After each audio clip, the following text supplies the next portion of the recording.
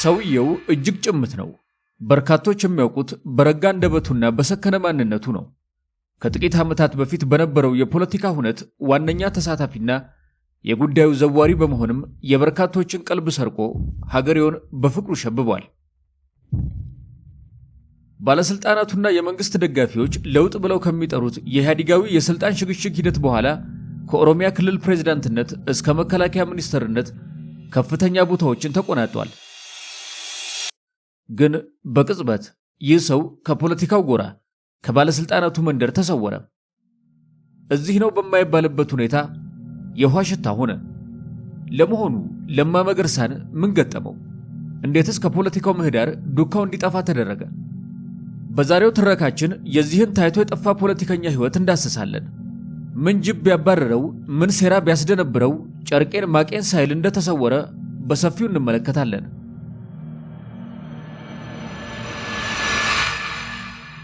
የኔን የግል ጉዳይ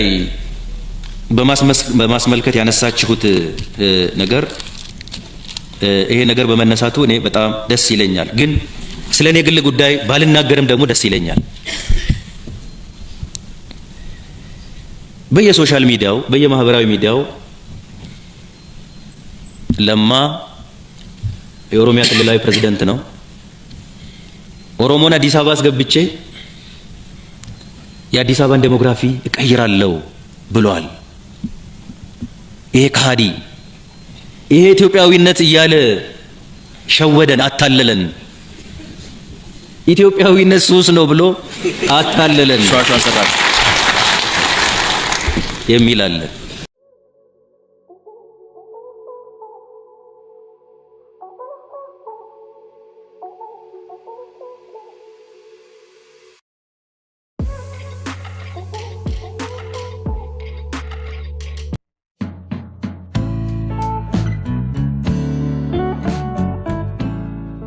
ሰላም ጤና ይስጥልኝ። ይህ የአማርኛ መጽሐፍት የዩቲዩብ የትረካ ቻናል ነው። በዚህ ቻናል ዘወትር ሰኞ፣ ረቡዕ እና አርብ ምሽት 3 ሰዓት ላይ የተመረጡ የአማርኛ መጽሐፍ ትረካዎችን ወደ እናንተ እናደርሳለን።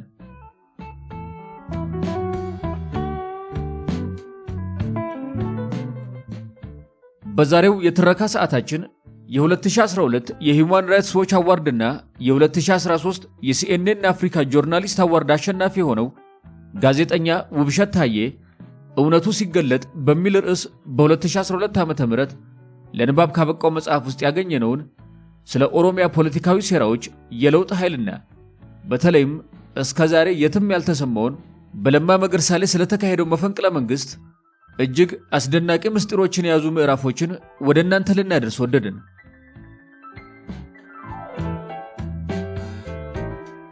የአማርኛ መጽሐፍት ዝግጅት ክፍል የሙሉ መጽሐፍ ትረካዎች የሚያቀርብበት ትረካ ተራኪው የተሰኘ አዲስ የዩቲዩብ ቻናል ከሰሞኑ እነሆ ለእናንተ ብሏል።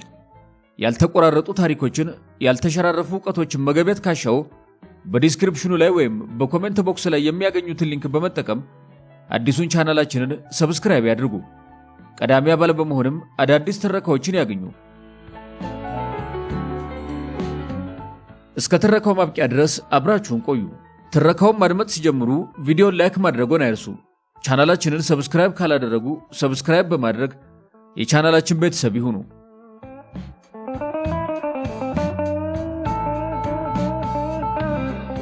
የኦሮሚያ ምክር ቤት አባልና በብዙሃኑ ዘንድ የለማ ቡድን ቲም ለማ ተብሎ የሚታወቀው የለውጥ ታጋዮች ቁልፍ ሰው ከሆኑ አንድ የቅርብ ዘመዴ ጋር ስለ ሀገራችን ፖለቲካ አልፎ አልፎ እየተገናኘን እናወጋ ነበር።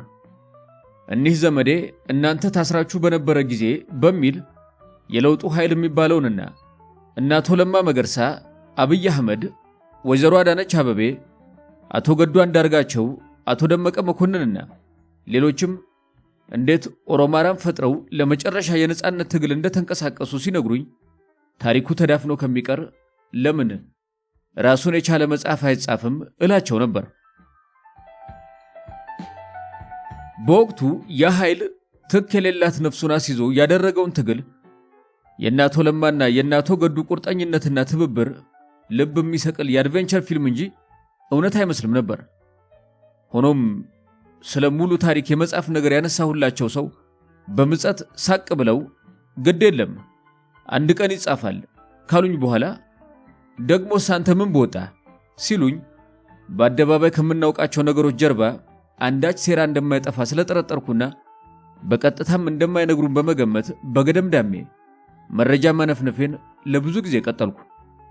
ደግነቱ ዘመዴ ከሀገር ጠቅልለው ከወጡ በኋላ የምፈልገውን ያህል ባይሆንም ያስፈልጋል ያሉትን ያህል መረጃ አቀበሉኝ። እንዲህ እያለ የኦሮማራ ትግል ብቻ ሳይሆን ያንን ደማቅ ታሪክ በደሙ የጻፈው ኃይል ከሞላ ጎደል በኃይል አሰላለፍና በረቀቀ ስልት እንደተበተነ ተሰማኝ።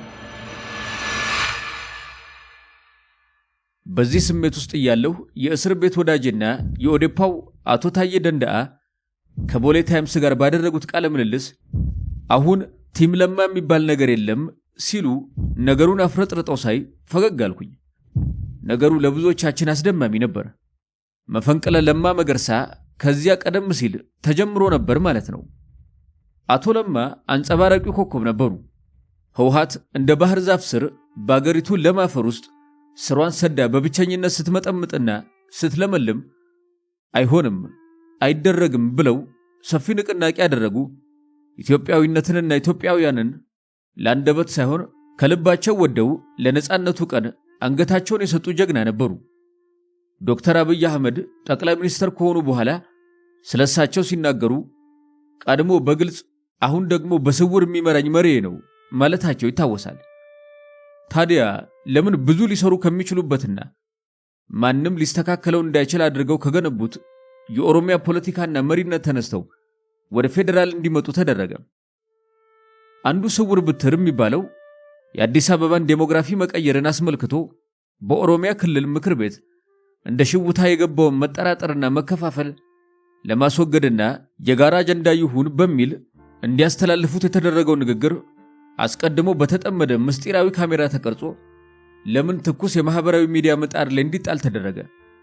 ደግሞ ስለምንድን ነው እኒያ ባለ ግርማ ሞገስና ህወሓትን ያንቀጠቀጡ ሰው ወዲያ ወዲህ ሲደረጉ በዝምታ የተሸበቡት? ቢያንስ ሁሉም በቃኝ ብለው ለምን የራሳቸውን ህይወት በሌላ መልኩ መምራት አልቀጠሉም የሚል ጥያቄ መነሳቱ አይቀርም። የመከላከያ ሚኒስትር ለማ መገርሳ ለአሜሪካ ድምፅ የአፋን ኦሮሞ ዝግጅት ክፍል የሰጡት በደረቅ ፀሐይ የወረደ በረዷማ ቃለ ምልልስ ድርጅቱ እስኪፈቅድ በሚል አስቂኝ ሰበብ ታግዶ ነበር። አባባሉ እንኳንስ የጋዜጠኝነትን ሀሁ ለቆጠረ ሰው ለማንም ታዛቢ ቢሆን የሚያሳምን አልነበረም። እንኳን የአንድ አገር መከላከያ ሚኒስትር የሰጡት የግል አመለካከታቸውን ያንጸባረቁበት አቋም ቀርቶ ድሩ ቤቴ ብለው እየተዋጉ ያሉ አማጽያንን መሪዎች የሚያናግረው የራዲዮ ጣቢያ የዚህ አይነት አቋም ሲይዝ ጉዳዩ የራሱ አንድምታ ነበረው። መጀመሪያ ጣቢያው የግል ሳይሆን የአሜሪካ መንግስት መሆኑን ያለ መርሳት ነው። የጣልቃ አገባብ ሁኔታዎችን የሚበይንበት ከብዙሃኑ የተሰወረ የኤዲቶሪያል መመሪያ አለው። በሌላ በኩል ከጣቢያው ዳይሬክተር እስከ ሀገሪቱ የስለላ መዋቅር ወይም ሲአይኤ ድረስ ነገሮቹ የሚተነተኑበት አግባብ አሉ። እዚህ ላይ ማንሳት ባያስፈልግም አሜሪካ የኛውን ጨምሮ በየሀገሪቱ ያሉ ነፃ ሚዲያዎችንና ጋዜጠኞችን የጡት አባት በመሆን የረጅም ጊዜ ፖሊሲዋን የምታጸርጽበት ስርዓት አለ። የሆነ ሆኖ ድርጅታቸው እስኪፈቅድ የሚል ሽፋን ከተሰጠ በኋላ በሁለት አሁንም ስማቸውን መጥቀስ አስፈላጊም ጠቃሚም አይደለም የኮንግረስ አባላት አማካኝነት አቶ ለማን የማግባባት የሚፈለገውን ቀጣይ መስመር የማሳየትና በአጠቃላይ አነጋገርም 14 laws of power አባባል መሪህን አትገዳደር ዶንት አውትሻይን ዩር ቦስ አይነት ምክር ጣል በማድረግ አንበሳውን ለመግራት ሞከሩ ተብሏል። በኢትዮጵያ ብቻ ሳይሆን በአፍሪካ ቀንድ አቶ ለማም ሆኑ ኢትዮጵያ በቀጣይ ከሚኖራቸው የማይተካ ሚና አኳያ አጉል አኩራፊነቱን ያቆዩት ተባሉ። አንዳንድ ነገሮችንም አሳዩአቸው።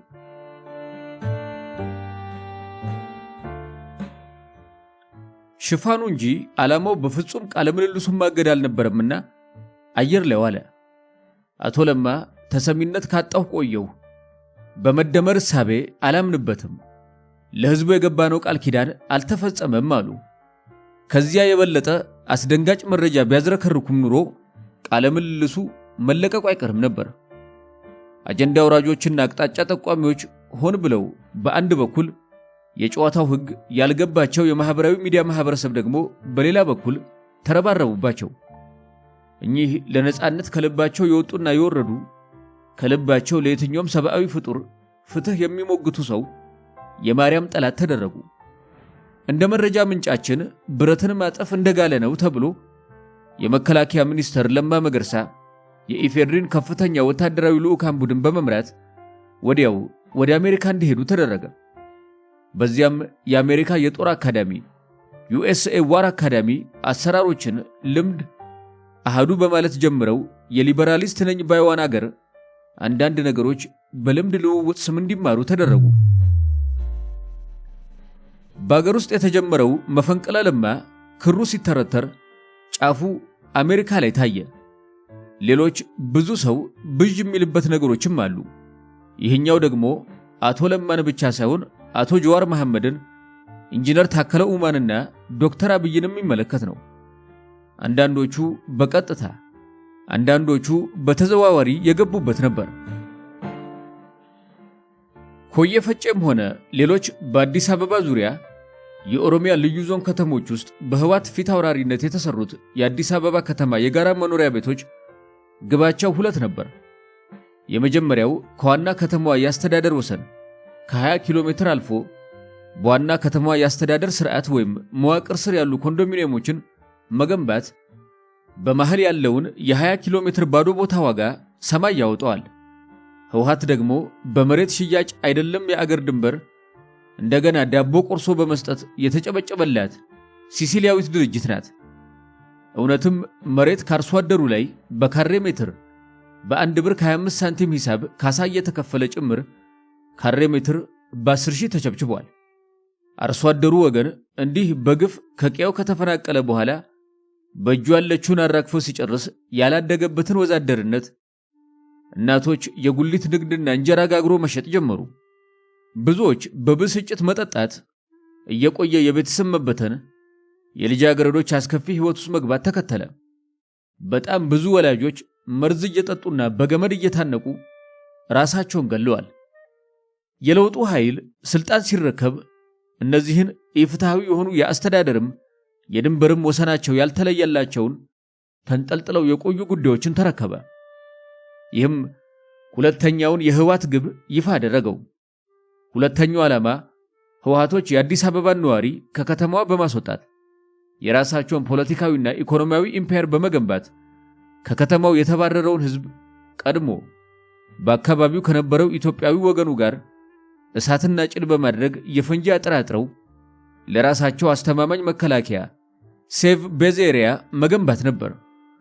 ዜጎች የጋራ የመኖሪያ ቤት ለማግኘት ተመዝግበው ገንዘብ አጠራቅመዋል።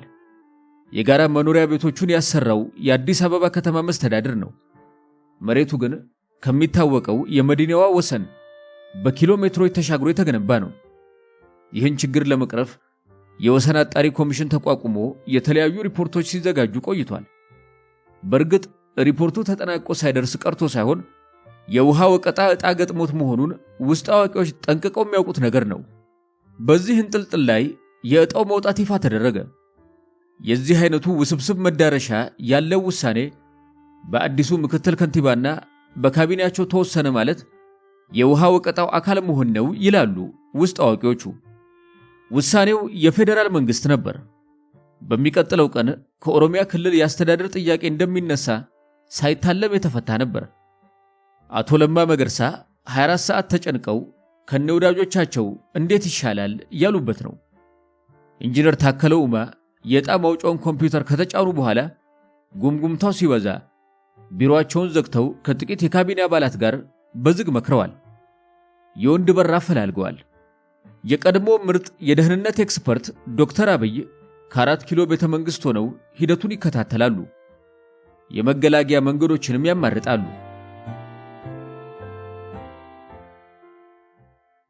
እንደ ሕጋዊ አሰራሩ ቢሆን ዕጣው ከመውጣቱ በፊት የወሰን ኮሚሽኑ ውሳኔ መታወቅ ጉዳይና ቀጣዩ የጋራ መኖሪያ ቤቶች የአስተዳደር ስልጣን ባለቤት መበየን ነበረበት።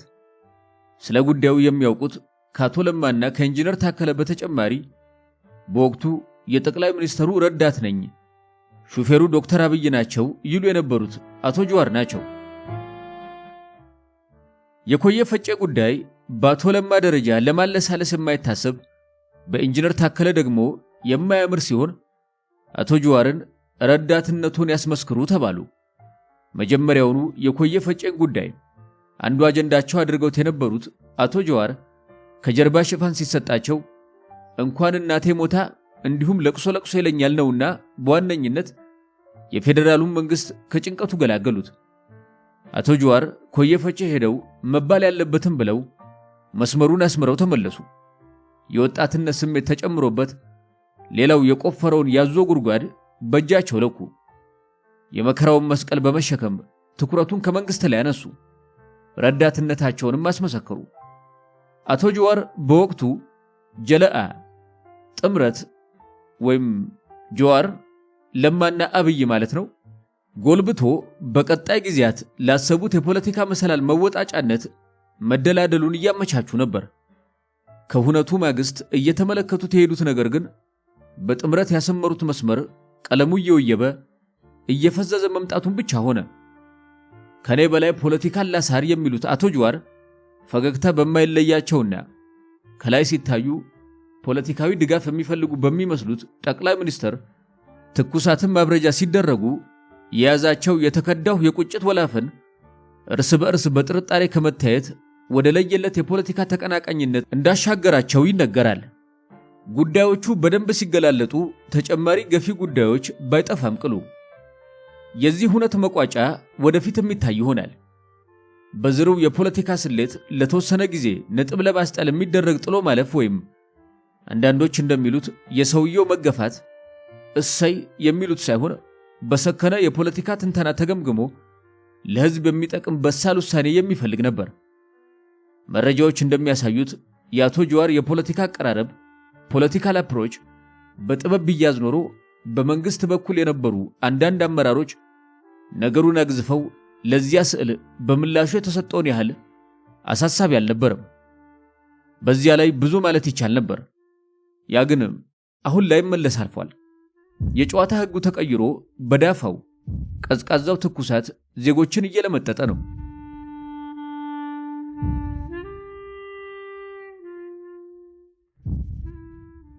አንዳች ነገር እንዲፈጠር ይፈለግ ነበር። ስለዚህም የተለያዩ ፖለቲካዊ መተሻሽቶችና ክዋኔዎች ነበሩ። እያንዳንዳቸው ይገመገሙ ነበር። በዋነኝነት 3 ነገሮች ተከሰቱ። ሶስተኛው ለብዙ ዜጎቻችን እልቂት ምክንያት ሆኗል።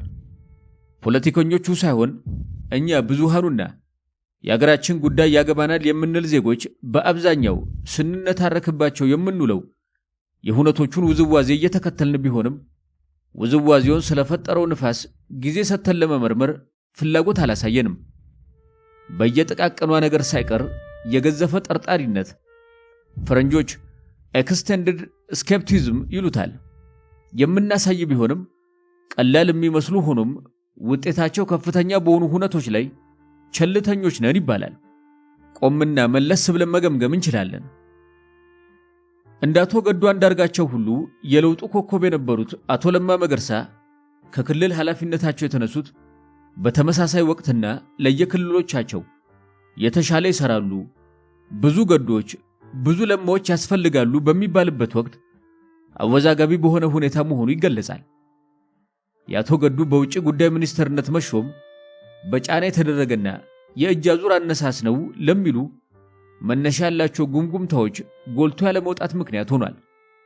በእርግጥ አቶ ገዱም ሆኑ አቶ ደመቀ በዶክተር አምባቸው መሪነት ማንጸባረቅ የጀመረውን የክልሉን አዲስ አመራር በስልት ገሸሽ እንዳደረጋቸው በገሃድ ያለወጡት ቅሬታ እንደነበራቸው በቅርብ የነበሩ የሚያውቁት ነው።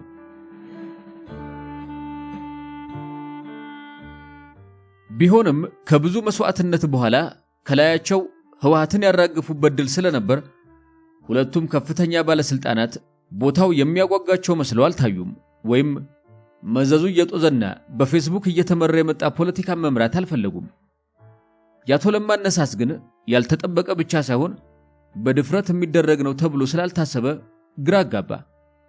የኃይል ሚዛኑ ማሳያ ጭምር ተደርጎ ተወሰደ። ጉዳዩን ከጉምጉምታ አሻግሮ ወደ ህዝቡ ለመውረድና አንዳች ንቅናቄ ለመፍጠር የውጭና የአገር ውስጥ አክቲቪስቶችና አንዳንድ ባለሀብቶች በስፋት መከሩበት። የአቶ ለማ የጽሞና ዝምታ ግን እንዲገፉበት አላደረጋቸውም። ቆይቶ በቪኦኤ የሰጡት መግለጫና ውዝግብም ከላይ እንዳየነው መቋጨቱ የራሱ ምልከታ አለው። ይህ በረድ ያለ ሲመስል ሁለተኛው አውሎ ነፋስ ደግሞ ተነሳ። ኢንጂነር ታከለ ኡማ ከአዲስ አበባ ከተማ መስተዳደር ምክትል ከንቲባነታቸው ሊነሱና በወይዘሮ አዳነች አቤቤ ሊተኩ ነው የሚል አፈትላኪ መረጃ ከላይ ካየነው የአቶ ለማ ጉዳይ በበለጠ ጩኸት ፈጠረ። ማህበራዊና መደበኛ ሚዲያዎች አጀንዳ አደረጉት። በመስተዳድሩ አካባቢ የምናውቃቸው የመረጃ ምንጮቻችን ስለ ሁኔታው ማብራሪያ ስንጠይቅ ጭምጭምታውን አረጋገጡልን። እንዲያውም ኢንጂነር ታከለ ሁሉን ነገር ትተው ለትምህርት ወደ ውጪ ሊወጡ ነው አሉን። በወቅቱ ከላይ የጠቀስኩላችሁ የመረጃ ምንጩ ከዚህ አባባል በተቃራኒ መስማሩን ለመንቀል እኮ ደጋግማ ትመታውም ሲሉ በውስጠ ወይራ ኢንጂነር ታከለ ገና ከቦታው ብዙ እንደሚቆይ ያረጋገጡልኝ። ወዲያው አርቲስቶች፣ አክቲቪስቶችና አንዳንድ አካላት ህዝቡን ለሰልፍ እንጠራለን አሉ። ምክትል ከንቲባው በኃላፊነታቸው ይቆያሉ ተባለ። ነገሩ በዚሁ አቆመ። ስለ ውዝዋዜው እንጂ ስለ ወዝዋዡ ማንም ምንም አላለም። ሶስተኛው ሞገድ ግን ቆየት ብሎ ተነሳ። ከሁኔታው ስሱነትና ከሚነሱበት አከራካሪ ጉዳዮች አንጻር ወደፊት በሙሉ ምስሉ ብንመለከተውም ነገሩን ለማጠየቅ ያህል እንየው። ጠቅላይ ሚኒስትር አብይ በህዝብ ተወካዮች ምክር ቤት ቀርበው የሌላ ሀገር ፓስፖርት ይዘው የሚያውኩንን ከዚህ በኋላ አንታገስም የሚል መግለጫ እንደሰጡ አቶ ጀዋር አቤት አሉ። ጉዳዩ እኔን የሚመለከት ነው አይነት ጽሑፍ በፌስቡክ ገጻቸው አሰፈሩ። በዚህ ዕለት እስከ ተሰዓት ድረስ ራኤል አካባቢ በሚገኘው ቢሮአቸው ሲውሉ እኛ ያለን የሚሉ ወዳጆቻቸው ገባ ወጣ ሲሉ አሉ። እንደሚታወሰው አቶ ጀዋር ምሽት ላይ የፓርላማው ዛቻ እቤቴ ድረስ መጥቷል የሚለው መልእክታቸው ለንባብ በቃ። እንዲያውም የጥበቃዎቹ ኃላፊ አቶ ጀዋርን ትታችሁት ውጡ የሚለውና ጥበቃዎቹን በመወከል በዚህ ሌሊት ለጅብ ጥለኑ አንወጣም፣ ይህንን በማድረጋችን የፈለጋችሁትን እርምጃ ወሰዱ የሚለው መልእክት አሁንም በፌስቡክ ላይ ወጣ። ከዚያ በኋላ የሆነው ሁሉ ሆነ። ዝርዝሩ ስለሚታወቅ የተወሰኑ በኤክስፐርቶች የቀረቡ ጥያቄዎችን አብረን በማጠየቅ ይህንን ምዕራፍ ዘግተን ወደ ሌላው ጉዳይ እንሻገራለን። ልዩ ጥበቃ እየተደረገላቸው ለነበሩ የቪአይፒ ሰዎች ጠባቂዎች የመደበው መንግስት መሆኑ ስለሚታወቅ ጥበቃዎቹ በኩለ ሌሊት እንዲወጡ ትዕዛዙን ያስተላለፉት ኮማንደር ይህንን ያልተለመደ ትዕዛዝ በራሳቸው ማድረግ ስለማይችሉ መመሪያውን ያወረደው ማን ነው? እንደታሰበው የአቶ ጀዋር ጠባቂዎች በኩለ ሌሊት ግቢውን ለቀው ቢወጡ ኑሮ ቀጥሎ የሚወሰደው እርምጃ ምን ነበር? ይህስ በቀጣይ ጊዜ የአቶ ጀዋር ደጋፊዎች በምላሹ ሊያስከትሉት ከሚችሉ ነገሮችና አቶ ጀዋር በፌስቡካቸው ስለተፈጸመው ነገር በመግለጻቸው ከደረሰው ጉዳት የቱ ይልቅ ነበር? የዚህ አይነት ህይወቱን አደጋ ሊያስከትል የሚችል አጣብቂኝ ውስጥ የገባ ማንኛውም ሰው ቢሆን ስለ ሁኔታው ማሳወቁ በምን መስፈርት ወንጀል ይሆናል? በእርግጥ አቶ ጀዋር በፌስቡካቸው እንደለቀቁት ጥበቃዎቹን በሌሊት ውጡ ያሉ በኃላፊነት ላይ የነበሩ ኮማንደር ነበሩ።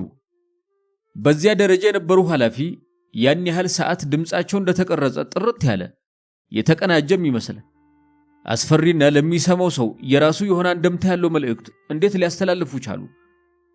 ደግሞስ አቶ ጀዋር ያንን ወሳኝ መልእክት ለምን ከገጻቸው ላይ ያጠፉት? በጣም ወሳኙ ጥያቄ ደግሞ አንድ አሜሪካዊ ዜግነት ያለው ሰው የዚያ መሰሉ አደጋ ሲያጋጥመው በመጀመሪያ ለኤምባሲው በማሳወቅ የአሜሪካ ኤምባሲ ለዚህ መሰሉ ክስተት ከኢትዮጵያ መንግስት ጋር ባለው ስምምነት መሰረት አስፈላጊ ሲሆን ልዩ ኃይሉን አሰማርቶ ለዜጋው ከለላ እንደሚሰጥ እየታወቀ አቶ ጀዋር ምርጫው የራሳቸው ቢሆንም ለምን ያንን እርምጃ ለምን አልወሰዱም? በዚህ ዕለት በርካታ ዜጎች ሕይወታቸው እንዳለፈ ይታወቃል። ዘግይቶ የኦሮሚያ ክልል አንዳንድ ከፍተኛ አመራሮች አቶ ጀዋርን ተከበብኩ ብለው ብዙዎችን አስጨርሰዋል ብለዋል። ታዲያ ለምን ምርመራ አልተደረገባቸውም? በዚህ ምስቅልቅልና የብዙ ተዋናይ እጅ ያለበት የብዙዎች የህልፈት ሰቆቃ ጣቶችን ሁሉ ወደ አንድ ግለሰብ መቀሰር አቅጣጫ የማስቀየሩ አካል ለመሆን ካልሆነ ከፍትህ አኳያ ምን ይፈይዳል? በእርግጥ ከብዙ የፖለቲካ ሴራዎችና ምስጢራዊ ዳራ በመነሳት ለመገመት እንደሚቻለው የተጣሉ የሚመስሉ ወይም የሚያስመስሉ ኃይሎች ሁሉ ተጣልተዋል ማለት አይደለም። ከዚያ ምስቅልቅል በኋላ ተወዳጁ የአፋን ኦሮሞ ሙዚቃ አቀንቃኝ ሃጫሉ ሁንዴሳ ከለውጡ በኋላ ደም እየለመደ በመጣው ወርሃ ሰኔ መጨረሻ አካባቢ ተቀጠፈ። ይሄኛው ውስብስብና ጊዜ አጥርቶ የሚፈታው ደባ ነው። ኦሮሚያ ደርሰን 2010ን ለውጥ ተከትሎ ወደ አገር ቤት ስለተመለሰው የኦሮሞ ነጻነት ግንባር ጥቂት ቆይቶ ከመንግስት ጋር ስለተፈጠረው ግጭትና ነገሩን በሰላማዊ መንገድ ለመፍታት የገዳ ስርዓትን አማክሎ ስለተካሄደው እርቅ እንዲሁም ስለታለፈው ከአንድ ትውልድ የዘለለ የመከራ ዘመን በወፍ በረር ካልዳሰስን ግንዛቤያችን ሙሉ አይሆንም። ሰራዊቴን ለአባ ገዳዎች አስረክባለሁ አሉ አቶ ዳውድ ኢብሳ የኦነጉ ሊቀመንበር። የኦነጉ መሪ አቶ ዳውድ ኢብሳ በአድካሚው የሽምግልና ሂደት ውስጥ ሳሉ የተናገሯት ንግግርና ንግግሯን ተከትሎ ከግራና ቀኝ መሰናዘር የጀመሩት ሐሳቦች የነገሩ መነሾ ይመስላል። አቶ ዳውድ ከመንግስት ጋር ውጊያ የገጠመውን አማጺ ሰራዊታቸውን ሽምግልናው ከሰመረ ለአባ ገዳዎች አስረክባለሁ ነበር ያሉት። አባ ገዳዎች ከውጊያ ለተመለሰ ሰራዊት ተሐድሶ የሚሰጡበት ወታደራዊ ካምፕ አላቸው። ሀደ ሲቄ ወይም ሲንቄ በገዳ ስርዓት ጥብቅ መርሆች ከፍተኛ ክብር የሚሰጣቸውና የክብራቸውን መለያ ዘንግ ይዘው የምናያቸው እናቶች ሀደ ሲቄ እነዚህን ጎራውን በተኩስ የሚያርበደብዱ ታጋዮችን ተው ብለው የሚያቆሙበት ጉልበት አላቸው እንዴ? ከዚህ ውሳኔ በፊት የጉጂ አባ ገዳዎች ያወጁትን የአንድ ሳምንት የሰላም ሳምንት ተቀብለው ምርጥ የተባሉ ጦር አዛዦች እጃቸውን ለአባ ገዳዎች ያስረከቡት በምን ስሌት ነበር? በተለይ በጉጂ ዞን ሲንቀሳቀሱ ከነበሩት ወታደራዊ አዛዦች አንዱ የሆነው ጃል ኤልያስ እጁን ለአባ ገዳዎች የሰላም ጥሪ ሲዘረጋ የአባ ገዳዎችን ጥሪ ወደ ጎን ገፍቼ የማገኘው ነፃነትም ሆነ ሌላ ነገር ከቶንም ይቅርብኝ ያለው ንግግሩ የብዙዎችን ስሜት ሰቅዞ የያዘው ለምን ነበር? ጥያቄዎች ይቀርባሉ። ከዚህ ከአንድ ትውልድ በላይ ዕድሜ ያለው ድርጅት ዙሪያ ያሉ ውዝግቦች፣ መከፋፈሎችና የስልጣን ሹክቾች ብሎም የህዝቡ መከራ ለምን ተራዘመ የሚሉትን ለመመልከት የፖለቲካ አውዱ በሚሽከረከርበት የኦሮሞ ነጻነት ግንባር አፈጣጠር ላይ ጥቂት ነገሮችን እንይ። ለድርጅቱ ምስረታ እርሾ የነበረው እንቅስቃሴ በ1955 ዓ.ም የመጫና ቱለማ መረዳጃ ማህበር እንደነበር ብዙዎች ይስማሙበታል። መጫና ቱለማ ስያሜውን አለዝቦ ትግሉን መጀመሩም ፊውዳላዊው ስርዓት ትኩረቱን እንዳያሳርፍበት ያስቻለ ሲሆን መሪዎቹ ራሳቸው በቢሮክራሲው መዋቅር አናት ላይ የነበሩ ሹማምንት መሆናቸው ረድቶታል። ድርጅታዊ መሪ ቃሉን መጽሐፍ ቅዱሳዊ የሆነውን ሰዎች ሊያደርጉላችሁ የምትፈልጉትን ሁሉ እናንተም ለነርሱ እንዲሁ አድርጉላቸው የሚለው ማቴዎስ ምዕራፍ 7 ቁጥር 12 ላይ የሚገኘውን አንግቦ አሃዱ ካለ በኋላ ስርዓቱን ያስበረገጉ ኢፍትሃዊ የኢኮኖሚ ክፍፍልና የፊውዳሉ የህልውና መሰረት የሆነውን የኦሮሚያና ደቡብ ኢትዮጵያ የመሬት ስሪት ጉዳይ ዋና አጀንዳ ሆኖ ወጣ። ተራማጆችና ምሁራንን አሰባሰበ። አዲስ ብርሃን ከሩቅ አመላከተ። መጫና ቱለማ ለ3 ዓመታት ያህል ከተንቀሳቀሰ በኋላ ይህች ጥሬ ካደረች ባሉ የሥርዓቱ አድራጊ ፈጣሪዎች አሳሳቢነት እንዲፈርስ ተደረገ። አመራሮቹም ለእስር ግዞትና ስቅላት ተዳረጉ። ዘሩ ግን ተዘርቶ ማቆጥቆጥ ጀምሮ ነበር። ክፍሉ ታደሰ የኢሃፓ አመራር የነበሩ ያ ትውልድ በሚል ባዘጋጁት መጽሐፍ ስለ ሁኔታው ሲገልጹ የኋላ ኋላ የኦሮሞ አርነት ግንባርን የፈጠሩት ችግኞች ዘር ውሃና ለም አፈር አግኝቶ ሊፈካ የበቃው በዚህ የኦሮሞ ምሁር አእምሮ ባንገበገቡ የመንግስት የፍትሃዊ ድርጊቶች የተነሳ ነው ይላሉ። በተጠቀሰው መጽሐፍ ገጽ 44 እስከ 45 ይህ እንቅስቃሴ የተጓዙባቸው ረጅም ጎዳናዎች በህዝብ ውስጥ ሰርጾ በመግባት የፈጠረው የለውጥ አስተሳሰብና ህዝቡም በአገር ውስጥ የነበረው የገዢው ፓርቲ ንዑስ ድርጅት ኦህዴድ የአህያ ባል ከጅብ አያስጥልም እንዲሉ መሆኑ ተጨማምሮበት የብዙ ወገኖችን ሐሳብ መስረቁ አልቀረም ነበር። ስለ ድርጅቱ የተለያዩ ጥግ ላይ ያሉ አስተያየቶችና ግንዛቤዎች መኖራቸው ከፍተኛ መራራቅና ፖለቲካውን መግራት አልተቻለውም። በአንድ በኩል እንቅስቃሴዎቹን ሙሉ በሙሉ ከሀገር ማፍረስ ጋር አያይዘው በስጋትና በጥርጣሬ የሚመለከቱት ወገኖችም አሉ። እነዚህኞቹ መድረኩ ከተገኘ መነጋገር፣ መደራደርና የሁሉንም ፍላጎት ያማከለ መፍትሄና አማራጭ ሊገኝ እንደሚችል ያምናሉ። በተደጋጋሚም ጥሪ ሲያቀርቡ ኖረዋል። ተገቢውን ግፊት በማድረግና ሰጥቶ በመቀበል መርህ ላይ ግን እምብዛም መሆኑ አይከራከርም። ለዚህም ይመስላል እስከ ኤርትራ ተሄዶ ንግግር ተደርጎበታል የተባለው የመንግስት ከፍተኛ አመራሮችና የድርጅቱ መሪዎች መቋጫ የተወሰነውን ኃይል ለሌላ ዙር ዱሩ ቤቴ የጋበዘው ያሰኛል። ሶስተኛው ወገን በአራት ነጥብ ደምድሞ በጠላትነት ከመፈረጅ አልፎ አሸባሪ ከተባሉት አልቃይዳና አልሸባብ ታሰልፎት እንደነበርም አይዘነጋም። በዚህ ስርዓት ላይ የረጅም ጊዜ ጥናት ያደረጉ ወገኖችና ተሞክሮ ማንነቱን አጋልጦ ያሳያቸው የዕድሜ ባለጸጎች በሁለቱ ተቀናቃኞች መሃል ድርድራዊ መፍትሄና ሰላማዊ አማራጭ የማይታሰብ እንዲሆን ያደረገው ድርጅቱ በህዝቡ ውስጥ በነጻነት ተንቀሳቅሶ ወደ ምርጫ የሚመጣበት ትንሽ ፍንጭ ቢታይ እንኳን ነገሮች ከመሰረቱ እንደሚቀያየሩ ስለሚታወቅ በሩቁ መቆራቆሱንና መከላከሉን መርጧል ለሚል ነው። ስለዚህ በድርድር ሽፋን እንዳያማህ ጥራው፣ ሂዳት በለው፣ እንዲሄድ አድርገው ሳይፈጸም አይቀርም የሚል ስሜት በስፋት አሳድሯል። ከምድረ ገጽ አጥፍተኗል በተባለ በሳምንቱ መኖሩን የሚያበክር ያልተናበበ መግለጫ ከጸጥታ ክፍሉ የሚሰማው ከዚህ በኋላ ነበር። ከምድረ ገጹ አጥፍተኗል በተባለ በሳምንቱ መኖሩን የሚያበክር ያልተናበበ መግለጫ ከጸጥታ ክፍሉ የተሰማው።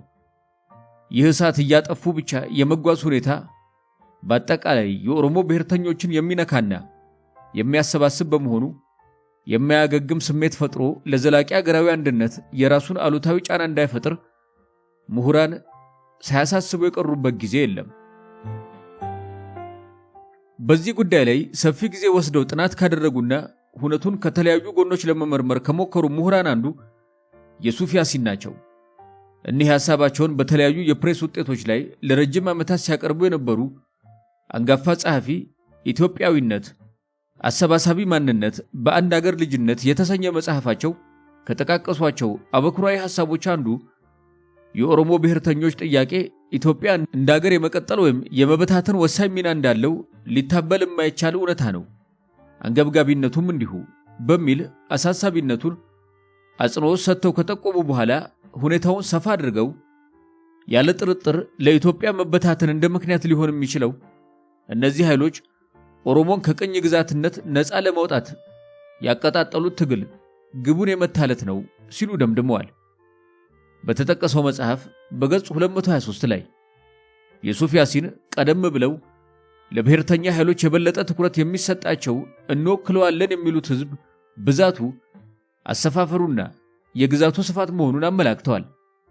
በእርግጥ እንደሚጠበቀው ሁሉ ጸሐፊው ሁነቱን ከስር ጀምሮ ለመፈተሽ በመሞከር ኢትዮጵያዊነት አሰባሳቢ ማንነት ሲሉ የተነሱበትን የሐሳብ ማጠንጠኛ ያጠናክራል ያሉትን ሐሳብና አማራጭ መዘርዘራቸው አልቀረም። ያቀረቧቸው ትንታኔዎች አሳሳቢና የዚያኛውን ወገኖች የሚጫኑ ይመስላሉ ቢባልም ለሁነቱ ከሰጡት ሰፊ ትንታኔና ከአውዱ ደርዛምነት የተነሳ ከመሰል ጥናቶች የበለጠ ትኩረት መሳባቸው የማይካድ እውነታ ሆኗል። ይህንን ምዕራፍ የአዲስ ትውልድ ድምፅ ብለው የሚጠሩት ወገኖች ለውጥ ለናፈቀው ግትርና ልዝብ ፖለቲካ ስታቦንድ ኤንድ ስተክድ ፖለቲክስ ብቸኛው መፍትሄ ነው ይላሉ። ከዚህ ሁሉ የንግግር፣ የክርክር፣ የትንታኔ፣ የብያኔ፣ የእምነት፣ የሐሳብ፣ የታሪክ፣ የርዕዮተ ዓለም ዝክርና ትርክት ጀርባ ሕዝብና አገር አሉ። መሰራት ያለበትም ይህንኑ ታሳቢ ያደረገ ትልቅ ሥራ መሆን አለበት። የድርጅቱ እርሾ ነበር በሚል ያጠነጠንበት የሜጫና ቱለማ መረዳጃ ማህበር መሪ ቃል የነበረው ሰዎች ሊያደርጉልህ የምትፈልገውን አድርግላቸው ቅዱስ ቃል በማህበረ ፖለቲካዊ ግብራቻቸው ውስጥ ሊተገበር የሚያስፈልግበት ከመቼውም የላቀ ጊዜ ዛሬ ነው። ከግድያው ከስደቱና ከአፈናው በተጨማሪ በትግሉ ዙሪያ ተሰባስበው ለረጃጅም እስር የተዳረጉት የሕዝብ ልጆችና የከፈሉት መራር ዋጋ ባክኖ እንዳይቀርም መጠንቀቅ ያስፈልጋል። የሦስት አስርታት የአገራችን የገለማ ገመና ነበርና። እንደሚታወቀው ከ1983 ዓ.ም የሥርዓት ለውጥ በኋላ እስር የተለመደ ነገር ሆኖ ነበር። በዚህ ሞልቶ የማያውቅ ማጎሪያ በርካቶች እስከ 23 ዓመት በአንገፍጋፊው ይዞታ ስር ለመቆየት ተገደዋል። ለ23 ዓመታት ከቆዩት ውስጥ በቃሊቲ ዞን 1 አግኝቼ ያነጋገርኳቸው አዛውንት አቶ ጀማል ሙስጠፋ ወይም አባ መጋል፣ ባያን አህመድ፣ አራርሶ፣ አህመድ እስማኤልና ሙዳ ፍስሐ ቢራሳ ይገኙበታል። ከ10 እስከ 15 ዓመታት የታሰሩት ጭራሽ እንደታሰሩ የማይታሰብበት ሁኔታ ጭምር ነበር። አባ መጋል እንዳጫወቱኝ የሥራቸውን የመጀመሪያ 5 ዓመታት እጅና እግራቸው በሰንሰለት ተጠፍሮና ልብሳቸው በላያቸው አልቆ ያሳለፉት ዘግናኝ ትውስታ ከመሆኑም በላይ በሕክምናና መሰል አገልግሎት ወቅት ደግሞ ማንነታቸውን ተከትሎ በሚቀርበው የማይገባና ለአደጋ የሚያጋልጥ ጥያቄ እስራቸውን ጨርሰው እስኪወጡ በሕክምና ራሳቸውን ለማራቅ ተገደዋል። ፈረንሳዮች እስር ቤት በር አለው፣ መቃብር ድፍን ነው ይላሉ እና አባ መጋልና ሌሎች የተወሰኑ እስረኞች 2 አስርታትና ከዚያ በላይ ታስረው ወጥተዋል። ይህንን ያላገኙና ያለ ጊዜያቸው ተቀጥፈው ያለፉ ግን ሞልተዋል። የተወሰኑትን እንጥቀስ ብንል ጋዲሳ ሄርጴሳ፣ ተስፋዬ ጨመዳ፣ አህመድ ነጃሽ፣ በ1997 ዓ.ም አቶ ሶፊያን አህመድ ምስራቅ ሐረርጌ ላይ ኦኮን በመወከል ተወዳድሮ የነበሩ ኒሞና ጥላሁን ይጠቀሳሉ። በተለይ በሃያዎቹ ዕድሜ አጋማሽ ላይ የነበረው ኒሞና ጥላሁን እጅግ በጣም ግብረገብ የነበረው፣ ሁሉም እስረኛ የሚወደው፣ የሕዝቡ በደልና ጭቆና የሚያንገበግበው፣ በያዘው የካንሰር ህመም ተሰቃይቶ ሲያልፍ ተገቢውን ሕክምና ከመስጠት ይልቅ እዚህ ላይ ቢጠቀስ ሌላ ትርጉም የሚሰጥ ጫና አርፎበት ያለፈ ቀንበጥ ነው። በማዕከላዊ ምርመራና በህዋት የጭቆናና የማሰቃያ እስር ቤቶች የብሶት ቀረርቶች የተለመዱ ነበሩ። በስነ ቃል ሀብቶቻችንም ውስጥ እነዚሁ ጥልቅ ትውፊቶቻችን ጎልተው በመንጸባረቅ አመለካከትን፣ ተስፋን፣ ብሶትን፣ ጀግንነትን ወዘተ ይዘክራሉ። እነሆ አንዷን ወደ አማርኛ ቃል በቃል መመለሱ ለዛውን እንዳለ ለማግኘት አያስችለውምና እምቅ መልእክቱን እንጋራው። እሸት በላ ብዬ የባቄላ ዘርዘርቼ ምን ነው አሳማው በረታብኝ፣ ብቻዬን ሆንኩኝ ብዬ ወንድሞቼን ብጠራ ጠላት ከቶም አራራ። እስኪ ንገረኝ እንግዲህ በጎ ሐሳቤ አባቴ፣ ውስጤ በቁጭት ነፈረ እንዴት ይውጣ ንዴቴ። እሸት ፍቅር ነው፣ የመኖር ህልውና ነው። ዘር የሚዘራው ደግሞ ነገን ተስፋ በማድረግ ነው። ለነገ የተሻለ ቀን ተብሎ ዛሬን ጦም አድሮ ሁሉ ነው። የተዘሩ አዝመራ ሲመክን ያውም ባሳማ ሲበላ የሚፈጥረውን ሐዘንና የለፍቶ መናን ጉርጉሮ አስቡት። ብቸኝነት በሽታ ነው። መድኃኒቱ አጋር፣ ወዳጅ፣ ዘመድ፣ እህት፣ ወንድም ናቸው። ለብቸኝነቱ ወይም ለብቸኝነቷ ወንድሞቹን ያለ በማይመለከታቸው ወገኖች ሲገፋ፣ ጠላት ሲበዛበት ለበጎ ያለው መላ መዘዝ ሲያመጣበት አስቡት። ከዚህ በኋላ ነው አቤቱታውንና የቁጭት ስሜቱን ለአባቱ የሚያሰማው። ንዴቴን እንዴት ላውጣው፣ ታፍኜ ተቃጥዬና ተብሰልስዬ ሞትኩኝ እያለ በቀረርቶ ያንቆረቆረው። አባቴ የሚለው አገሩን ነው።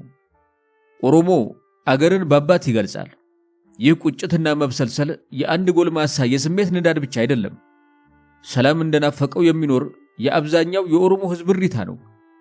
እሪታው የሁሉም ኢትዮጵያዊ እሪታም ነው። ምክንያቱም ሄደን የተጓዝንበት መንገድ መለስ ብለን ስናየው ብዙም ፈቀቅ አላልንምና።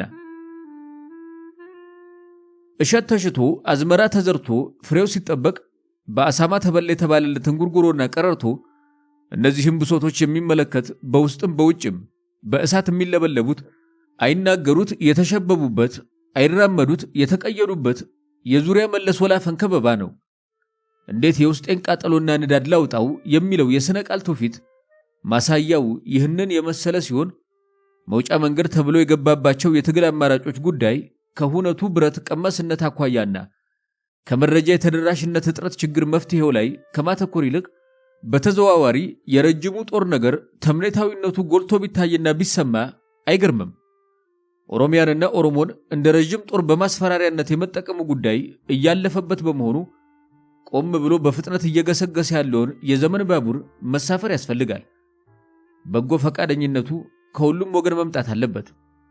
በተለይ ሳይማር አስተማረን የሚባል ሕዝብ የሚከፍለው ዋጋ ችግሩን የሚፈታና የተሻለ የህይወት ፈለግ የሚያቆናጥጥ እንጂ በልሂቅነት ሽፋን ችግሩን ማወሳሰብና የመከራውን ዘመን ማራዘም ሊሆን አይገባም። ለስልጣን ሲባል የኢትዮጵያ ልጆች ሁልጊዜ መገዳደል የለባቸውም። ታዲያ ድርድሩ ለምን ሳይሳካ ቀረ? አሸማጊዎቹ የታጠቀውን ሰራዊት ለአባገዶች እናስረክባለን እንዴት አሉ? የስምምነቶቹ መሰረታዊ ነጥቦችስ ምን ነበሩ? የሚሉትንና የመሳሰሉትን በወቅቱ በቅርበት የመከታተል ዕድሉ ስለነበረኝ ዳሰስ እናድርገው። እውነት ነው፣ አባገዳዎች ሰራዊትም ካምፕም የላቸውም። በድፍረት ፊታቸውን ትኩር ብሎ እንኳን ማየት የማይቻለው ሐዳስቂዎች አይቆጡም፣ አይዝቱም፣ ወይም የተለያየ አካላዊ አቅም የላቸውም። የሁሉም ኃይል የአፍሪካውያን መነሻና የዘር ግንድ የሆነው ኩሽ በብዙ መቶ ዓመታት የተገነባው የገዳ ሥርዓት ነው። እንደሚታወሰው መንግስትን በመወከል የውጭ ጉዳይ ሚኒስትር ዶክተር ወርቅነህ ገበየሁ፣ የኦሮሚያ መስተዳድርን በመወከል ደግሞ ክቡር አቶ ለማ መገርሳ ኤርትራ ድረስ በመሄድ ያደረጉት የሰላም ንግግርና ድርድር ተፈጻሚ አልሆነም በሚልና በሌሎችም በሂደት የጠራ ምላሽ በሚያገኙ ጉዳዮች የተጓጎለው የሰላም ተስፋ በረዶ ተቸልሶበት ያለመግባባትና ግጭት ተከሰተ። ሁኔታውን መስመር ለማስያዝ የተለያዩ ሙከራዎች ቢደረጉም ሁለቱም ወገኖች በየፊናቸው መግለጫዎች በማውጣትና እርስ በርስ በመካሰስ ጊዜ ሲገዙ ቆይተዋል። በመጨረሻ ግን የኦሮሚያ አባገዳዎች ምክር ቤት በነገሩ ገባበት። ሂደቱ በእጅጉ ትኩረት የሚስብና በታሪክ ውስጥም የራሱን አሻራ ጥሎ የሚያልፍ ክንውን ነበር። በግራና በቀኝ የተሰልፈው ከንግግር ሰጣ ገባ እስከ ጦር መማዘዝ የደረሱ የአንዲት ሀገር ልጆች በአመለካከት ሳይሆን በአሰላለፍ ተለያይተው የተጓዙበትን መንገድ ለማሳጠር እየተሞከረ እየተዘከረ ነበር። ጠቡ እንዲርቅ፣ ደሙ እንዲደርቅ የከበረው የገዳ ሥርዓት መሪዎች በሳል ሐሳቦችንና ቁርጠኛ አቋሞችን በማንጸባረቅ ሰላም ለማውረድ ነገር ለማብረድ ሲለፉ የሰነበቱበት ሂደት ወደ ዳር እየደረሰ ነበር። የኦሮሚያ አባገዳዎች ምክር ቤት ሰብሳቢ አባገዳ በየነ ሰንበቶ ጉዳዩ በሰላም ሳይቋጭ ንቅንቅ አንልም ያሉበትን ንግግር እንዲህ ሲሉ አቀረቡ። ሕዝባችን በሰላም ወጥቶ መግባት ይፈልጋል። ከሰላም ውጪ ቤትም ሌላ መላም የለንም። ደግሞስ ሕዝባችን እንዲሆኑ ምን ቤት አለንና ወደ ቤት እንሄዳለን? በመካከላችሁ ያለውን ችግር ካልፈታችሁ ወደ ቤታችን አንመለስም ሲሉ ቁርጠኛ አቋማቸውን አስታወቁ። ዝርዝር ክንውኑ ሰፊ ነው። በመጨረሻ ሁለቱ ወገኖች ለሰላም እጃቸውን መስጠታቸውን ያረጋገጡበትን ቃላቸውን ሰጡ።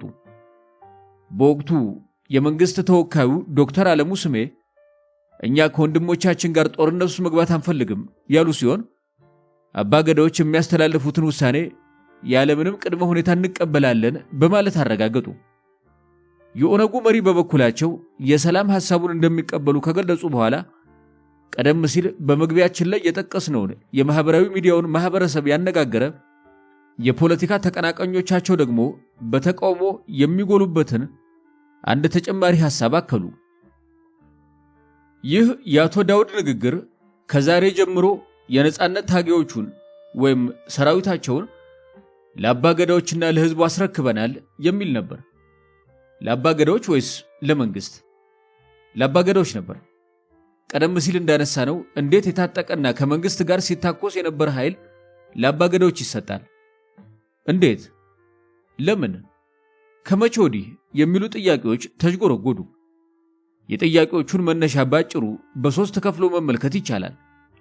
የመጀመሪያው ከመንግስት ጋር የሰላም ድርድር አድርጎ ከገባ በኋላ አሻፈረኝ ብሎ ዱሩ ጥራኝ ያለ ኃይል በእጃቸው ላይ ከሰላም ተምሳሌት ቦኩ አባገዳዎችና ሴራውን የሞሉት ከነሙሉ ሰፋው ሌሎች የማህበረሰቡ ወጣቶችና ጎልማሶች ደግሞ የባህላቸው መገለጫ በመሆኑ የሚይዙት ብትር እናም ሲቄ እናቶች የሚይዙት ዘንግ ውጪ ምንም ማስገደጃ ሰራዊት ለሌላቸው ባህላዊ መሪዎች እንዴት አሜን ይላል የሚል በቀናነት የሚቀርብ ጥያቄ ነው። ቢሆንም ለእነዚህ ሰላም ተምሳሌቶች ጦሬን እሰጣለሁ ማለት እርቅ ይመስላል። ሁለተኛው መደብ ያሳለፍነው የመከዳዳት ዘመን የፈጠረው ነገሮችን ሁሉ በጠርጣሪነት ስኬፕቲክ ወይ ስሜት የመመልከት አዝማሚያ ነው። ከመርሃዊ ትንታኔ አኳያም የዚህ አይነት የገዘፉ ጉዳዮች የሚበየኑበት ሂደት መደበኛ የፖለቲካ ሕግ ስርዓቶችን ይከተል ከተባለ ኃላፊነቱን ሊረከብ የሚችለው መንግስት ነው የሚል የሰና መክንዮ መከራከሪያ ነው። የመጨረሻው ከተቀናቃኝ ኃይሎች የሚመጣ የእንዴትነት ሙግት ነው። ከኤርትራ ድርድር መልስ ወደ ሁለተኛው ዙር የትጥቅ ትግል በመንደርደር ላይ ስለነበረው አማጺ ኃይልና እሱን ይረከባሉ ስለተባሉት አባገዳዎችና የገዳው ስርዓት ምንነት አጭርም ቢሆን የተወሰነ ምስል ያገኘን ይመስለኛል።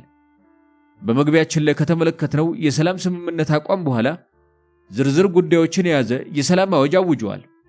ሰራዊቱን ስለመረከብ ሁኔታ ምንነት የጠየኳቸው በሂደቱ ውስጥ የነበሩ አባገዳዎች ጉዳዩ ኃላፊነቱን በእነሱ በኩል አድርጎ ሁለንተናዊ ሰላም የሚሰፍንበትን መንገድ መፍጠር መሆኑን ገልጸውልኝ ነበር። በወቅቱ የሰላም ስምምነቱን ቴክኒካዊ ሁኔታዎች ከመግለጽ አኳያ ግን ከመጠናቀቁ በፊት ዝርዝር ውስጥ ላለመግባት የጋራ ስምምነት መኖሩን ጠቁመውኛል። ይህ በአባገዳዎች ተረቆ በአፋን ኦሮሞ የታወጀ የሰላም አዋጅና የክዋኔ ዝርዝር የሁነቱን ጥልቀት ከማመላከት ባለፈ ይዘቱን ለጥናትና ለታሪካዊ ሰነድነት ያገለግላልና ቀጥሎ መቅረቡ አስፈላጊ ሆኗል። የኦሮሚያ አባገዳዎች ምክር ቤት በኦነግና በመንግስት መካከል የተከሰተውን ግጭት አስመልክቶ ምክክር ለማድረግ በጥር 14 ቀን 2011 ዓ.ም ጉባኤ ማዘጋጀታቸው ይታወሳል። በዚህ ምክክር ላይ የኦሮሞ ነጻነት ግንባር ሊቀመንበር አቶ ዳውድ ኢብሳ በእሳቸው የሚመራውን የኦሮሞ ነጻነት ሰራዊትን ኃላፊነት ለአባገዳዎች፣ ሲቄዎችና ለኦሮሞ ሕዝብ ሰጥተዋል። መንግስትም የአባገዳ ምክር ቤት ያሳለፈውን ውሳኔ ለመቀበል ወይም ለመተግበር ቃል ገብቷል። በዚህ አዋጅ መነሻነት ለአባገዳዎች ከሲቄዎች፣ ከምሁራን፣ ከኦነግ ተወካዮችና ከመንግስት አካላት የተውጣጣ የቴክኒክ ኮሚቴ ተቋቁሟል። የቴክኒክ ኮሚቴው ጠቅላላ አባላት 71 ናቸው። የቴክኒክ ኮሚቴው በኦሮሞ ሕዝብ ከኦነግና ከመንግስት የተሰጠውን ኃላፊነት በመንተራስ የኦሮሞ ነጻነት ሰራዊት ከትግል ሜዳ ወጥቶ በሰላማዊ መንገድ ሕዝቡን እንዲቀላቀል ማድረግ ነው። ኮሚቴው በአሁኑ ጊዜ በኦሮሚያ ክልል ያለውን ውጥረት አስመልክቶ ጥር 15 ቀን 2011 ዓ.ም አስቸኳይ ስብሰባ አካሂዶ ከታች የተዘረዘሩትን የእቅድና የውሳኔ ሐሳብ አዘጋጅቷል። ጦርነት ማቆም ከዛሬ ጥር 16 2011 ጀምሮ ሁለቱም ወገኖች ጦርነት እንዲያቆሙ፣ ሁለቱም ወገኖች ወደ ጦርነት ሊወስዱ ከሚችሉ ማናቸውም ነገሮች ራሳቸውን እንዲያቀቡ፣ የኦነግ አባላትና ወጣቶችን ማሰር እንዲቆም፣ የጦርነት ማቆም ውሳኔን የሚያውክ የትኛውም የመገናኛ ብዙሃን ፕሮፓጋንዳ እንዲቆም፣ ሁለቱም ወገኖች ቅሬታ ካላቸው መግለጫ ከማውጣትና በመገናኛ ብዙሃን ቀርበው ከመወነጃጀል ቅሬታቸውን ለቴክኒክ ኮሚቴው እንዲያቀርቡ፣ የቴክኒክ ኮሚቴው ሁለቱ አካላት የሚያደርጉትን እንቅስቃሴ በጥንቃቄ ይከታተላል። ጦርነትን ለማቆም የተወሰነውን ውሳኔ የሚተላለፈውን ወገን አስመልክቶ በመገናኛ ብዙሃን በኩል መግለጫ ይሰጣል። በዚህ ውስጥ ህዝባችን ለየትኛውም ወገን ሳያደላ ይህንን ጦርነት የማቆም ውሳኔን የሚተላለፈውን ወገን ተከታትሎ ማስተካከያ እንዲሰጥ ይጠይቃል። የኦሮሞ ነጻነት ሰራዊትን አስመልክቶ የኦነሰ የሚገባው ክብር ተሰጥቶት ልዩና ደማቅ አቀባበል ተደርጎለት እንዲገባ ይደረጋል። ከዛሬ ጥር 16 ቀን 2011 ጀምሮ በቀጣዮቹ 20 ቀናት የኦሮሞ ነጻነት ሰራዊት ተጠቃሎ ወደ ካምፕ እንዲገባ ይደረጋል። ሰራዊቱ በ10 ቀናት ውስጥ ዝግጁ ይሆናል። በእነዚህ ቀናት ውስጥ አቀባበሉን የሚያስተባብር ኮሚቴ ይቋቋማል። አስፈላጊ የሆኑ መግለጫዎች ይሰጣሉ። የሚያርፉባቸው ካምፖችም ይዘጋጃሉ። በተከታታዮቹ 10 ቀናት ደግሞ ጦሩ ይሰበሰባል። አቀባበል ተደርጎለት ተጠቃሎ ወደ ካምፕ ይገባል። ኦሮሞ ነጻነት ሰራዊት አቀባበል በሚደረግለት ዕለት እንቅስቃሴው እንዳይደናቀፍ ለ3 ቀናት የሀገር መከላከያ ሰራዊት መንገዶችን ክፍት እንዲያደርግ ይጠየቃል። የኦነሰ ወደ ካምፕ የሚገባበት አኳኋንም የኦሮሞ ነጻነት ሰራዊት ወደ ካምፕ የማስገባቱ ሂደት በ3 እርከኖች የሚከናወን ይሆናል። የመጀመሪያው እርከን በቅርብ ባሉት የወረዳ ከተሞች ይሰባሰባሉ። ቀጥሎ በተወሰኑ ዞኖች ላይ የአቀባበል ስነ ስርዓት ይደረግላቸዋል። በመጨረሻ ወደ ተዘጋጀላቸው ካምፕ ይገባሉ። ለሚደረግላቸው አቀባበል እስከ ወረዳ ድረስ ኮሚቴዎች ይቋቋማሉ። አስፈላጊው በጀትም ይመደባል። በአቀባበል ስነ ስርዓት ላይ ከፍተኛ መንግስት የሥራ ኃላፊዎች፣ የኦነግ አመራሮች፣ የሁለቱም የጦር መሪዎች፣ አባገዳዎችና ሲቄዎች ይገኛሉ። የኦሮሞ ነጻነት ሰራዊት ወደ ካምፕ ከገባ በኋላ ከመንግስት ዕውቅና ውጪ ታጥቆ ኦሮሚያ ውስጥ የሚንቀሳቀስ ጦር ዕውቅና አይኖረውም። እንደነዚህ አይነቶቹን ዕውቅና የሌላቸውን ግለሰቦች እንቅስቃሴን መንግስትና የኦሮሞ ህዝብ በመተባበር የህግ የበላይነት እንዲከበር ይሰራሉ። የኦሮሞ ነጻነት ሰራዊት ወደ ካምፕ እንደገባ የሀገር መከላከያ ሰራዊት ከህዝቡ መካከል ወጥቶ ወደ ካምፕ እንዲመለስ ይደረጋል። እነዚህ ካምፖች ጦርነት ይደረጉ ከነበሩበት ስፍራ የሚርቁ ይሆናሉ። የኦሮሞ ነጻነት ሰራዊት ከ2 ወራት ላልበለጠ ጊዜ ብቻ ካምፕ ውስጥ ይቆያል። አስፈላጊ የሆኑ ስልጠናዎች በህግ ባለሙያዎችና በሚመለከታቸው ለሰላም ተጠሪ በሆኑ አካላት ግለሰቦች ይሰጣሉ። የቴክኒክ ኮሚቴው የካምፑን አያያዝና የሰራዊቱን ደህንነት ይከታተላል። የኦሮሞ ነጻነት ሰራዊት አባላት በካምፕ ቆይታቸው አስፈላጊውን ስልጠና ከወሰዱ በኋላ በፍላጎታቸው መሰረት ይመደባሉ። የጸጥታ አካላትን መቀላቀል የሚፈልጉ የጸጥታ አካላትን እንዲቀላቀሉ ይደረጋል። ሌሎችም በተመሳሳይ መንገድ ፍላጎታቸው ከግምት ውስጥ ገብቶ እንደ ችሎታቸው በመረጡት ሙያ ያገለግላሉ። ፖለቲካን መቀላቀል የመረጡት ምርጫቸው ይጠበቅላቸዋል። በግል ስራ ላይ ለሚሰማሩት ደግሞ መንግስት ድጋፍ ያደርግላቸዋል። የኦሮሞ ነጻነት ሰራዊት አባላት በጦርነት ውስጥ በነበሩ ጊዜ በግልም ይሁን በቡድን ለፈጸሙ ጥፋት ይቅርታ ይደረግላቸዋል። ይህ ውሳኔ የኦሮሞ ህዝብ በሙሉ ውሳኔ መሆኑ ታውቆ የሚመለከታቸው አካላት በሙሉ ለተፈጻሚነቱ እንዲረባረቡ ይህንን ውሳኔ ከሚያጨናግፉ ድርጊቶች እንዲታቀቡም ይጠይቃሉ። ይህንን ውሳኔ እንዳታፈርሱ ስንል በእግዚአብሔር ስም እንማጸናችኋለን። ጥር 16 ቀን 2011 ዓ.ም አምቦ። አገራችን ኢትዮጵያ ብዙ ጊዜ እንደሚባለው የበርካታ ብሔር ብሔረሰቦች መኖሪያ በመሆኗ በባህልና ታሪክ የበለጸገች ለመሆን በቅታለች። በአገራችን የሚገኙት 80 ያህል ብሔረሰቦች እያንዳንዳቸው እጅግ ውብና በአግባቡ ጥናት ቢደረግበት አገራዊ ፋይዳው ግዙፍ የሆነ የባህላዊ አስተዳደር፣ ግጭቶችን የማስወገጃ ስርዓት፣ ሐዘንም ሆነ ደስታ የሚገለጽባቸው አግባቦት ትኩረት የሚስቡ ናቸው። የኦሮሚያን ጉዳይ ግን አንድ ዙር መለስ ብለን ለመቃኘት የሚያስገድዱን ተጨማሪ ገፊ ምክንያቶች ስላሉን ነው። የኦሮሞና የኦሮሚያ ፖለቲካ ጥያቄዎች በአግባቡ ካልተጤኑ፣ ያለአግባብ ከተተረጎሙና በተለይም በጫና ለመፍታት ከተሞከሩ ውጤቱ አደገኛ መሆኑን ያለፉት የቅርብ ጊዜ ተከታታይ ዓመታት ልምዳቸው አሳይቶናል። ዓመታቱ ያሳዩን ሌላም አስገራሚ ቁም ነገር አለ። በስልጣን ጥም የነደዱትን ፖለቲከኞች ጉዳይ እናቆየውና በተጨባጭ የኦሮሞ ህዝብ የደረሰበትን ትክክለኛ የፖለቲካ መርታ ብዙዎች በራሳቸው ያስተሳሰብ ምጣኔ ነው የሚለኩት። የኦሮሚያ ጉዳይ በተለያዩ ወገኖች እንዳሻው እንደየምኞቱና ግንዛቤ የሚጠረጠር ጉዳይ በመሆኑ ትክክለኛውን ምስል የመጋረድ አደጋም አለው። የኦሮሞን ጉዳይ ያለ አግባብ ጠልፈው የሚተነትኑበትና መስመሩን ሊያሳዩት የሚፈልጉት ወገኖች በአብዛኛው ቀና ፖለቲከኞች፣ ምሁራንና የታሪክ ልሂቃን ሳይሆኑ በግርግሩ ገበያ የሚያተርፉ ጥራዝ ነጠቅ የፖለቲካ ጮሌዎች፣ ራሳቸውን ታሪካዊ ተቀናቃኝ አድርገው የሰየሙና በድፍጠጣ ህልውናቸውን ያቆዩ ገዢዎች ብቻ ናቸው። ቀደም ሲል ለመዳሰስ የተሞከረው የህዝብ ማህበረሰባዊ ተቋማት በትክክል ምን ይመስላሉ? የተደራጀበትና እዚያ የደረሰበት አወቃቀር ምንድን ነው? በአጠቃላይ በዘመን ሂደት ከፈጠረው አገራዊ መስተጋብር አኳያ ፍትሃዊ የኢኮኖሚያዊና ፖለቲካዊ ተጠቃሚነት በተጨባጭነት ተረጋግጧል? አሁን እንደሚታየው እልህ የተጋቡና ለመጠፋፋት የሚፈላለጉ የፖለቲካ ተቋማት ሳይሆኑ የህዝቡን ሁለንተናዊ መብቶች ለማስከበር የሚሞግቱና ተጨባጭ ተጽዕኖና ውጤት ያመጡ ድርጅቶች ሳሉት? እነዚህን ጥያቄዎች ሳንመልስ ቢያንስ ሳንፈትሽና ህዝቡን ሳናውቀው እንደ ረጅሙ ጦር በማስፈራሪያነት የመጠቀም ጮሌ ፖለቲካ በአፋን ኦሮሞ ሲያሳቃሮ ይባላል፣ የትም አያደርስም፣ አላደረሰምም። በኦሮሞ የታሪክ ምሁራን ውጭ ያሉ ምንጮች ታሳቢ አድርገን አጠቃላይ ተቋማቱንና አደረጃጀቱን እንመልከት ብንል ሚዛናዊ ምስል እናገኛለን። ይህም ሲባል ሁሉም አሜን ብሎ የተቀበለውና የተስማማበት የታሪክ ድምዳሜ አለ ለማለት አይቻልም። ይህን ጉዳይ ለዘርፉ ባለሙያዎች ከአደራ ጋር መተው ያስፈልጋል።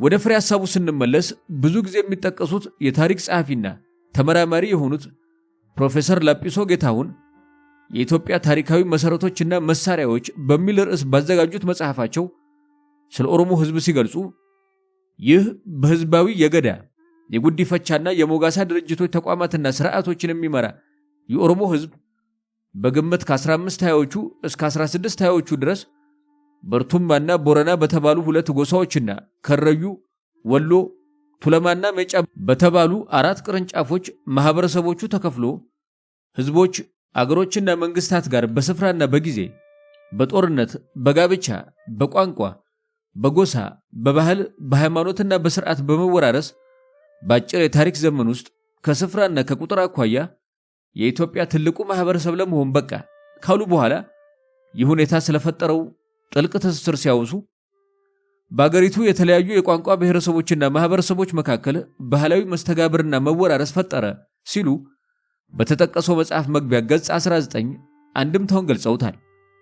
መስተጋብሩና መወራረሱ በጸና ቁጥር የረጅሙ ጦር ተረት ከተረተኞቹ ጋር የሚቀር የመሆኑን ያህል ጉዳዩን ትኩረት በመንፈግና በማቃለልም የሚፈጠረው ክፍተትም ተረቱን ወደ እውነት እንዳያጠጋጋ መጠንቀቅ ያስፈልጋል።